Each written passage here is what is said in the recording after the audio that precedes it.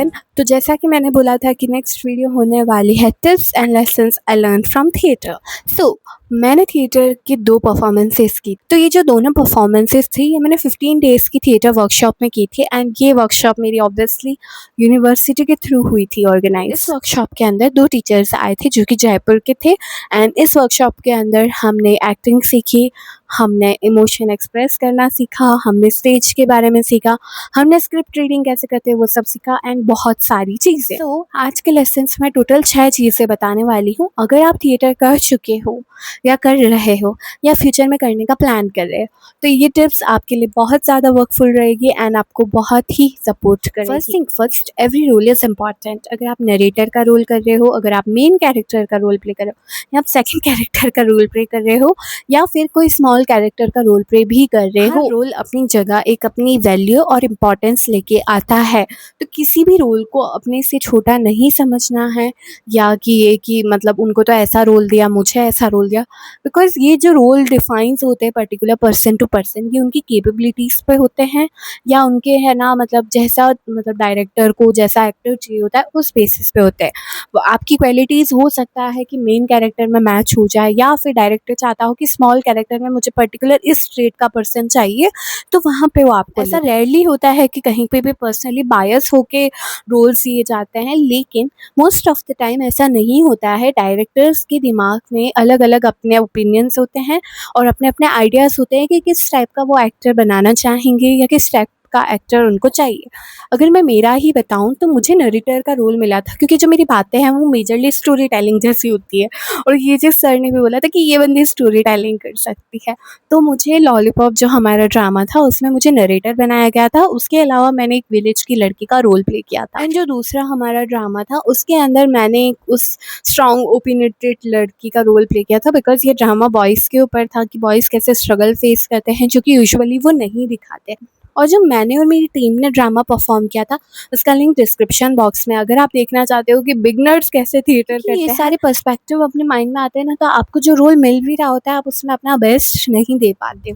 Second is accept feedback and improve. अगर आप theatre कर रहे हो या कोई भी अदर एक्टिविटी में आप इंटरेस्टेड हो और अगर आप परफॉर्म कर रहे हो या नहीं भी कर रहे हो, बट जो भी आपका वर्क बिजनेस है, अगर आपको कोई फीडबैक मिल रहा है तो प्लीज़ आप उससे पॉजिटिवली लीजिए और उसे इम्प्रूव कीजिए।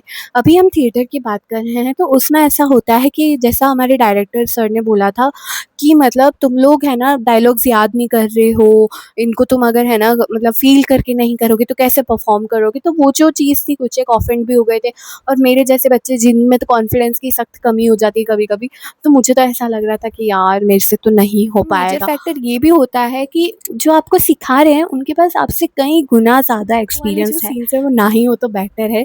आप फीडबैक को पॉजिटिवली लो और उस चीज़ को इम्प्रूव करने की कोशिश करो। खैर मैं कितनी भी नेगेटिव हो जाऊँ या मेरा कितना भी कॉन्फिडेंस लूज़ हो जाए, मैं वो चीज़ ख़त्म करके छोड़ती हूँ एंड पॉजिटिव नोट पे ही ख़त्म करती हूँ। Third is listen and react. अगर आपको कोई भी स्क्रिप्ट या डायलॉग दिया जा रहा है उस चीज़ को आप समझो, इमोशनली उसके साथ कनेक्ट हो, उस रोल को समझो, फिर उससे परफॉर्म करो। अगर आप उससे रटोगे तो इन द एंड क्या होगा कि आप भूल जाओगे, और फर्स्ट ऑफ ऑल अगर रटने से इमोशंस आ जाते तो पता नहीं क्या ही हो जाता आज तक।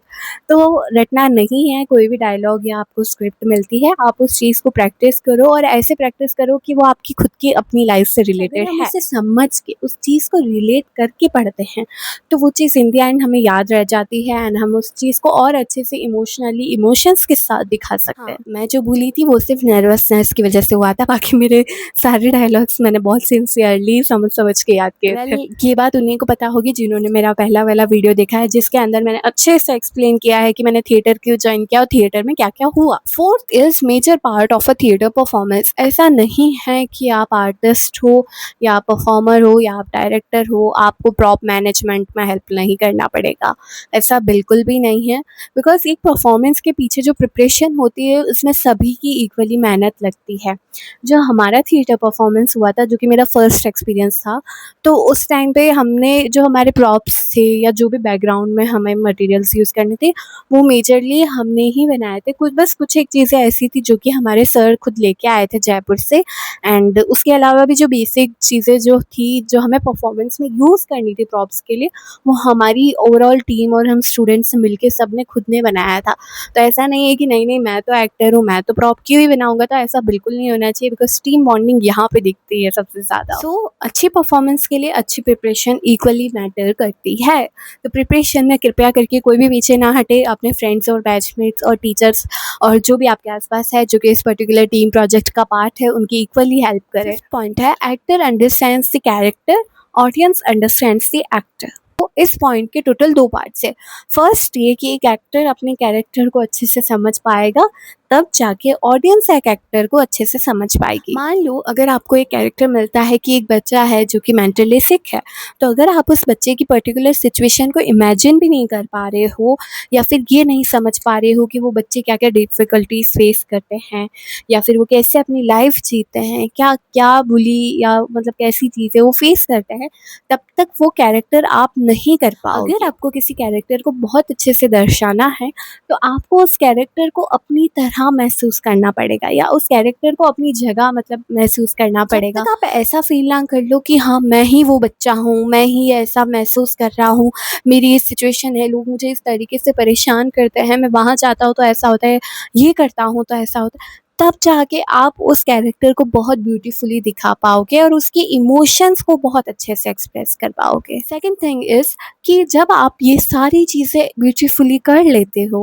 तो वो चीज़ ऑडियंस तक पहुंचनी चाहिए, और अगर आपने उस कैरेक्टर को ब्यूटीफुली अपने अंदर ढाल दिया है तो ऑडियंस भी आपके अंदर उस कैरेक्टर को ब्यूटीफुली देख पाएगी। यही होता है, जब हम कैरेक्टर से अच्छे से रिलेट कर पाते हैं तब जाके हमसे हमारी ऑडियंस रिलेट कर पाती है एंड उसके बाद एक ब्यूटीफुल परफॉर्मेंस का आउटकम निकलता है। So last but not the least main point ये है कि ट्रस्ट योर टीममेट्स। पहले के वीडियो में मैं जिस टीम बॉन्डिंग और फन एक्टिविटीज़ की बात कर रही थी वो इसीलिए कर रही थी क्योंकि एक परफॉर्मेंस को इक्वली यूनाइटेड दिखाने के लिए टीम बॉन्डिंग होना बहुत ज़्यादा ज़रूरी है। एग्जाम्पल, जब मैंने मेरी थिएटर में स्टार्टिंग में ही सबसे बड़ी गलती करती कि मैं एक वर्ड भूल गई थी और ऑन द स्पॉट मैंने दूसरा वर्ड बनाया, बट जो मेरे टीममेट्स थे, इवन तो मैं किसी से मतलब ज़्यादा बात नहीं करती थी और कुछ एक सिलेक्टिव लोगों से ही बात करती थी, ये सपोर्टिव थे कि उन सब ने मुझे उस एक चीज़ के बेसिस पे कभी भी जज नहीं किया।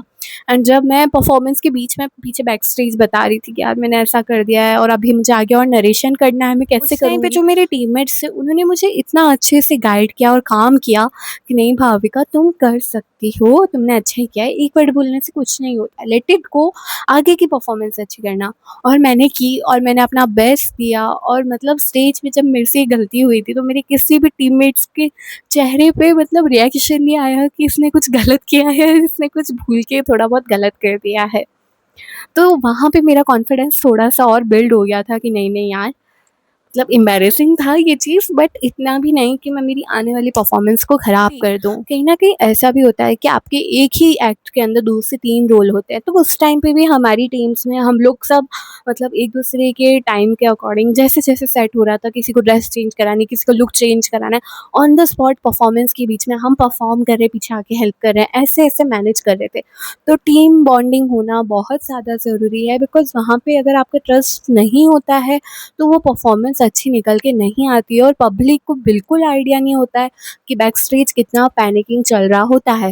लेकिन अगर आपके साथ एक बहुत ही यूनाइटेड टीम है, मतलब आपको पता है कि हाँ ये लोग हैं तो संभाल लेंगे, सेम मतलब ऐसा होगा कि हर टीम मेंबर के लिए ये ट्रस्ट होगा कि हाँ मेरी टीम है मेरे साथ, ये संभाल लेगी। तो वहाँ पे भी एक टीम बिल्डिंग का प्रोसेस हुआ था और ये सारी चीज़ें मैं इसीलिए बता रही हूँ बिकॉज़ ये मेरा फर्स्ट एक्सपीरियंस था, तो मैंने इतनी सारी चीज़ें सीखी। और अगर कोई मेरे अलावा कोई और भी थिएटर आर्टिस्ट है जो कि सालों से ये चीज़ कर रहा है या कर रहे हैं, वो ये चीज़ बहुत ही अच्छे से समझ पाएँगे कि टीम बॉन्डिंग होना बहुत ज़्यादा ज़रूरी है अगर आप चाहते हो कि आपका आउटकम अच्छा निकले। बिकॉज़ अगर आपके आस-पास की सराउंडिंग पॉजिटिव है, उनका माइंडसेट पॉजिटिव है, तो आप अगर कुछ गलती कर भी दोगे ना तो आप अपना आने वाली चीज़ में बहुत बेस्ट दोगे।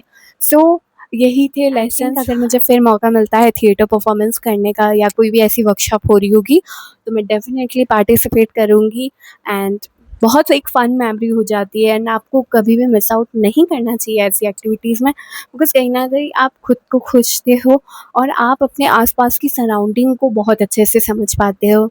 So that's it for the video. I hope आपको वीडियो अच्छी लगी होगी एंड आने वाली वीडियोज़ भी बहुत इंटरेस्टिंग होने वाली है। सो मिलते हैं अगली वीडियो में, तब तक के लिए like, share, subscribe and bye bye.